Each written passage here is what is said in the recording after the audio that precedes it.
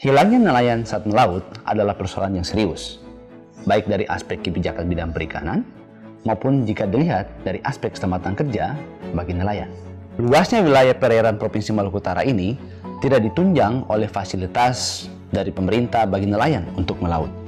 Harus ada upaya-upaya untuk meningkatkan kualitas sumber daya manusia nelayan kita. Jangan sampai peluang besar potensi perikanan di Maluku Utara ini bisa berubah menjadi bumerang. Akibat karena tidak dapat dimanfaatkan secara optimal.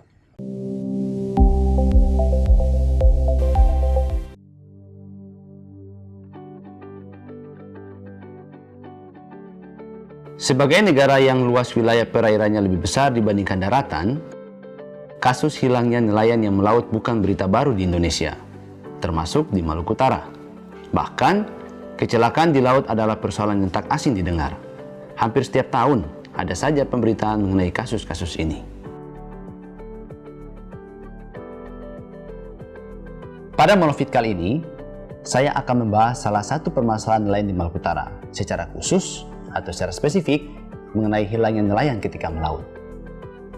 Mungkin saudara-saudara yang ada di luar sana, khususnya di Maluku Utara yang menonton video ini, pernah mengalaminya, atau ada saudara atau kerabat yang mengalami persoalan serupa. Terbaru adalah kasus nelayan asal Patani yang dilaporkan hilang pada 24 Februari 2021 lalu. Peristiwa yang menimpa nelayan Patani Barat, Halmahera Tengah ini merupakan cerita yang sering terjadi di wilayah Maluku Utara. Hilangnya nelayan saat melaut adalah persoalan yang serius, baik dari aspek kebijakan bidang perikanan maupun jika dilihat dari aspek keselamatan kerja bagi nelayan. Adalah hak nelayan untuk melaut secara aman dan nyaman, dan di situ negara punya tanggung jawab untuk memberikan jaminan.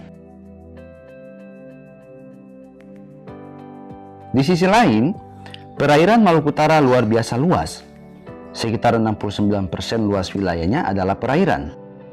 Sangat wajar, mayoritas penduduknya berprofesi sebagai nelayan. Namun, mereka, khususnya nelayan kecil, masih dihantui risiko-risiko keselamatan kerja yang diperparah dengan minimnya kebijakan. Dengan kata lain, luasnya wilayah perairan Provinsi Maluku Utara ini tidak ditunjang oleh fasilitas dari pemerintah bagi nelayan untuk melaut.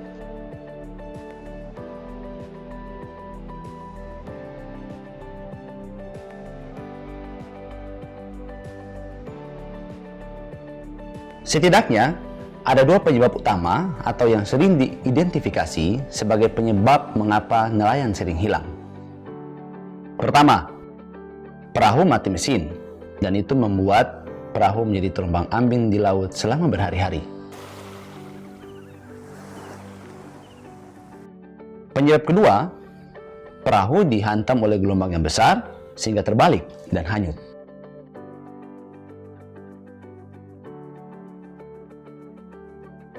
Sudah menjadi rahasia umum bahwa mayoritas nelayan kita tidak memiliki perlengkapan yang memadai untuk melaut, baik peralatan melaut maupun perlengkapan keselamatan.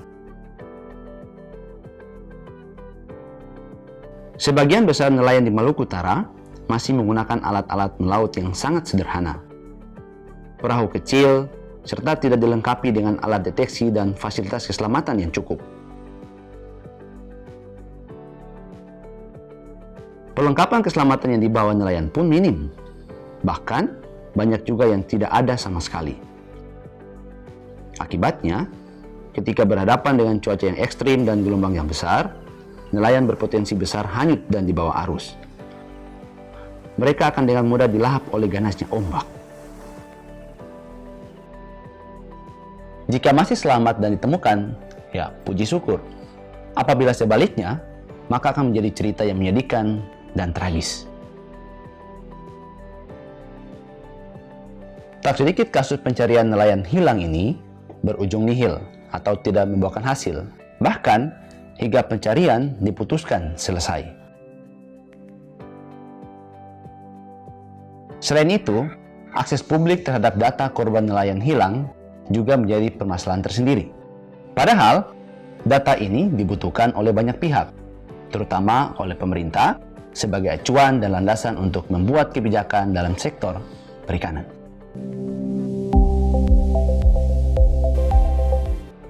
Negara, baik pemerintah pusat maupun pemerintah daerah, perlu merumuskan regulasi untuk menekan supaya kasus serupa tidak terulang kembali.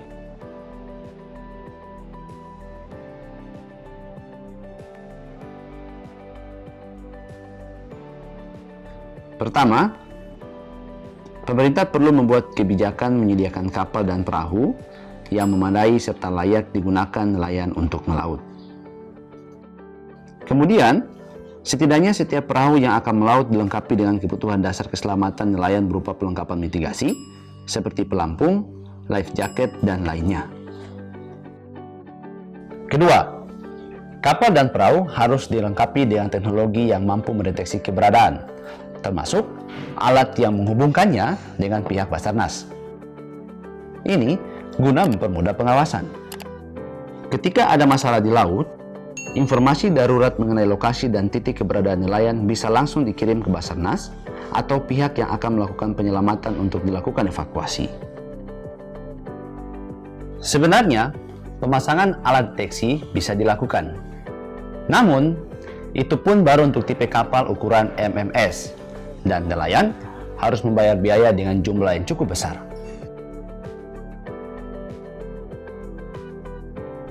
Ketiga, pemerintah juga perlu mensosialisasikan mengenai panduan keselamatan kerja, sehingga nelayan tidak gagap menghadapi situasi sulit ketika melaut. Termasuk mengenai panduan perbekalan untuk melaut, apa-apa saja yang perlu dibawa jika harus menepi atau berada di tengah laut, seperti makanan dan cadangan bahan bakar.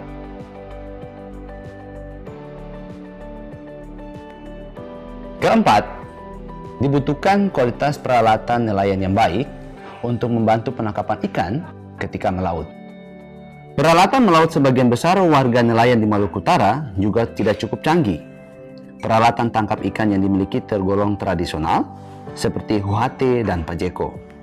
Memang benar ramah lingkungan, tapi konsekuensinya hasil melaut tidak bisa maksimal. Akibatnya, ikan yang diperoleh hanya cukup untuk dijual ke pasar atau pelelangan terdekat dan memenuhi kebutuhan dapur sendiri. Padahal, umumnya dibutuhkan waktu yang lama untuk melaut. Namun, hasilnya seakan sia-sia karena tidak memuaskan.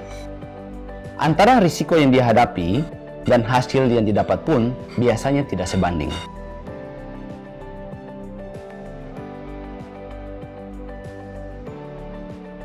Selain dukungan pemerintah, para nelayan pun harus aktif berperan. Nelayan sendiri harus sungguh-sungguh memerhatikan keselamatannya sebelum melaut, termasuk perbekalan dan kebutuhan-kebutuhan yang harus disiapkan. Selain itu, nelayan pun perlu memerhatikan keadaan cuaca yang disampaikan oleh BMKG. Tidak memaksakan melaut jika cuaca tidak baik. Dalam hal ini, diperlukan juga petugas pelabuhan atau dermaga untuk menginformasikan dan mengawasi pergerakan perahu yang akan melaut.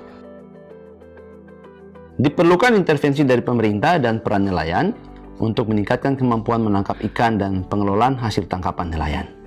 Di masa depan, tangkapan nelayan harus bisa dijadikan komoditas ekonomi unggulan di Maluku Utara, selain kelapa di sektor pertanian. Diperlukan upaya-upaya untuk meningkatkan kualitas kerja dan hasil tangkapan dari warga nelayan supaya kesejahteraan nelayan meningkat. Sebagai profesi purba, nelayan merupakan salah satu kunci yang menopang ekonomi masyarakat Maluku Utara. Karena itu, diperlukan perlindungan yang maksimal bagi mereka dalam melaut. Harus ada upaya-upaya untuk meningkatkan kualitas sumber daya manusia nelayan kita, serta peningkatan hasil tangkapan dan pengolahannya, yang akan menjadi kunci penting bagi pembangunan ekonomi masyarakat Maluku Utara.